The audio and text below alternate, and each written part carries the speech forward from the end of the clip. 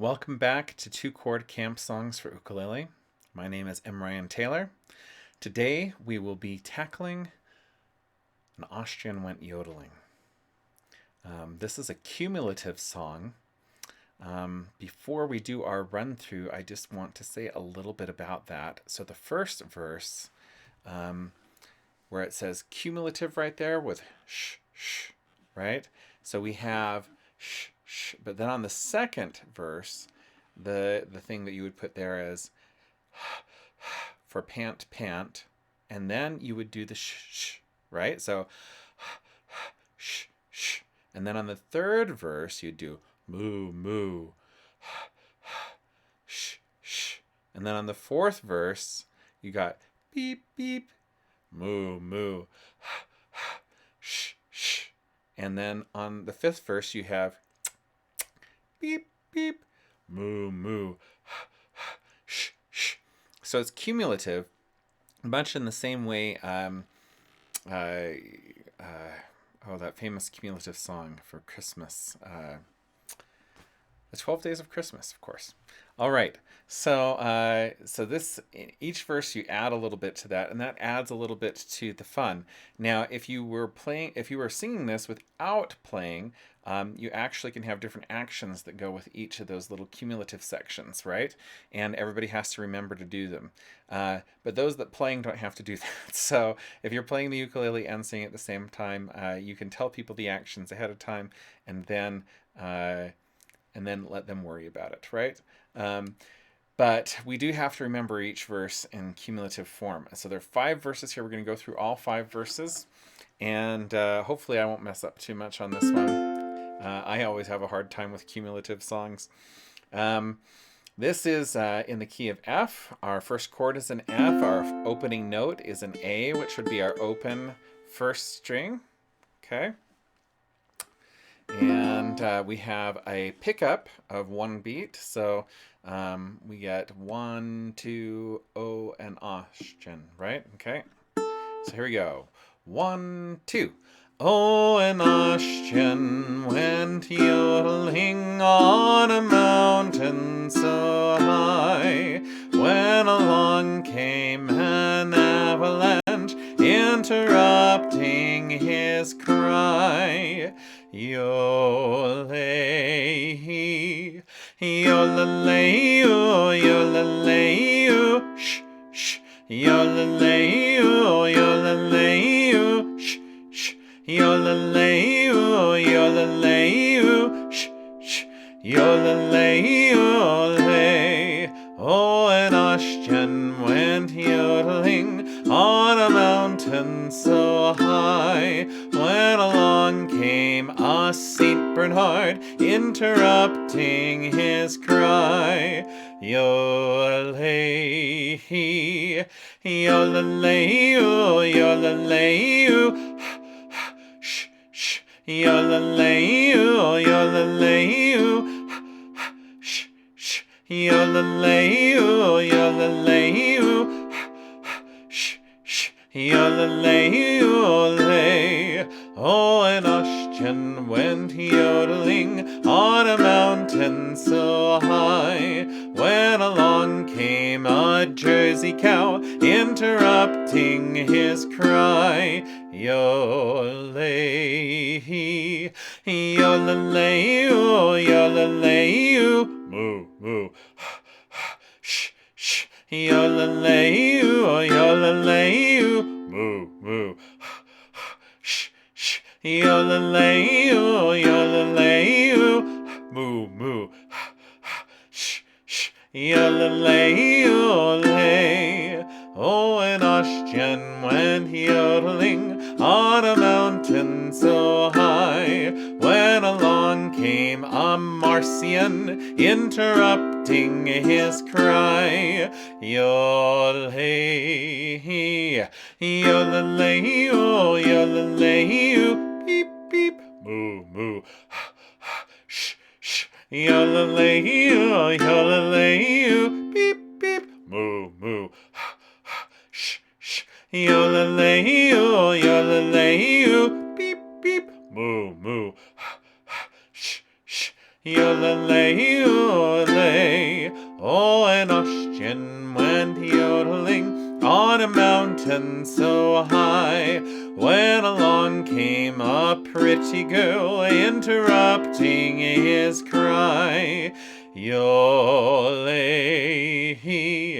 yodeling, oh yodeling, beep beep, moo moo, shh shh, yodeling, oh yodeling, beep beep, moo moo, shh shh, yodeling, oh yodeling, beep beep, moo moo, shh shh, yodeling, yodeling.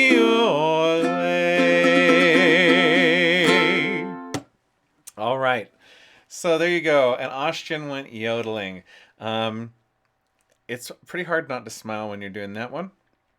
It'd be kind of funny exercise, though, to try and do a straight-faced version of that song. Okay, so an Austrian went yodeling. Our two chords, of course, are F and C7. If you need review on those, please go back to video 0, the introductory video. As far as strumming goes, I was pretty much doing the same thing throughout the song, except for I stopped on the Yodeling introduction to the chorus, and I also stopped on the cumulative sections because there's just no point in doing anything on those cumulative sections. And there's also a good reason to take a break oftentimes, because it gives you a fresh set of ears when you go into the next section. And so breaks are awesome. Use them. There's a definite purpose for not playing sometimes. And as far as the strumming technique that I did on this one, it's a very simple triplet strum. And I talked a little bit about the triplet strum in the last video. But in this case, we're just using it by itself without a duple making it into a ragtime strum. We're just doing it very slowly. We're just going down, thumb, up, down, thumb, up, down, thumb, up, down, thumb, up, down, thumb, up, down, thumb, up. Now, let's talk a little bit about mechanics. I didn't talk about this in the last video. But you want to be sure that when you do a down strum, whether you're doing it with your first finger or your middle finger or a combination of the two, people do all of these, that you're going down with the nail, okay? It doesn't matter which fingers you're doing, unless you're doing the thumb as you're down, right? And you could do this. You could just do thumb strums all in a row. You could do, oh, an Austrian went yodeling on a mountain so high, right? You could do that. But if you're going to strum with your other fingers besides your thumb, you want to make sure that it's the nail going across the strings and not the side of your finger. This is something that a lot of beginners do. I see especially kids doing when they're going sideways. They think that they have to strum up and down sideways. And so this little section on your finger here that is right next to your nail kind of bumps over and goes over the side of your nail. That part of your finger is super sensitive. Do not abuse it. Don't strum with it. Don't do it. Okay, it should be nothing but nail on the way down. Now that means that you might need to angle your wrist a little bit, right? So that you can get a nice down with the nail. Okay. Now for me, I like to think of this as being more of a twisty motion with a little bit of a flick in the finger. And so you're twisting your wrist and you're flicking down at the same time with your finger. And that's sort of the mechanics of a basic down strum. Okay? And you notice that I'm strumming right in this area right here, not all the way down here. You notice how bright and brash sounding that is, right? As opposed to here. Oh, that sounds nice, right? Okay. So strum where the neck meets the body of the instrument. Later on, when we maybe do some finger picking techniques, you'll want to move down here by this sound hole, right? Okay. But for strumming, you definitely want to be over where the neck meets the body of the instrument. So important. And so when you do that, you're just going down, and then you're following through with the thumb, down, and then up with the pad of the finger. So ups are always the pad of the finger, not the side, again, of the nail. not the side of the finger that isn't the nail, right? Okay. So down, thumb, up, down, thumb, up. I recommend going through this pattern about 2,000 or 3,000 times. And you think I'm kidding? I'm not kidding, okay? So how do you do that? How do you keep from getting bored when you're just practicing a pattern over and over again? Down, thumb, up. TV, radio, podcasts, anything that you can put on that's 15 minutes to a half an hour long.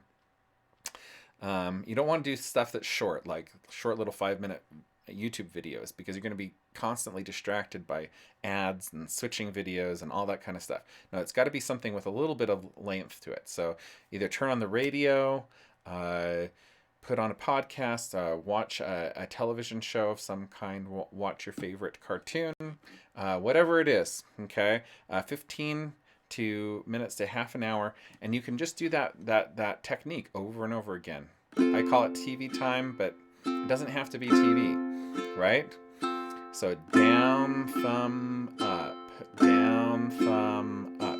And you do that for 15, 20 minutes, and honestly, you're programming it right into that muscle memory deep down in your brain, and then you won't have to think about it anymore. And it may not take just one session, maybe only to do it for 2 or 3 sessions, but I guarantee you that after 2 or 3 sessions, it's going to seem pretty easy to you to do that. And it's the same thing with these chord changes. You can just switch back and forth. And so you could be doing both of these things at the same time. You could be going down, thumb, up, down, and then switch chords. Down, thumb, up, down. So you'd be getting 2 things in for the price of 1. Now, sometimes something's complicated enough that you can't really do your left hand and your right hand at the same time and practice them both up at the same time, in which case there's nothing wrong with just forgetting doing a chord entirely, putting your hand on the strings and going down, thumb, up, down, thumb, up. And if your chords are complicated, like let me choose a complicated set of chords here. Let me do,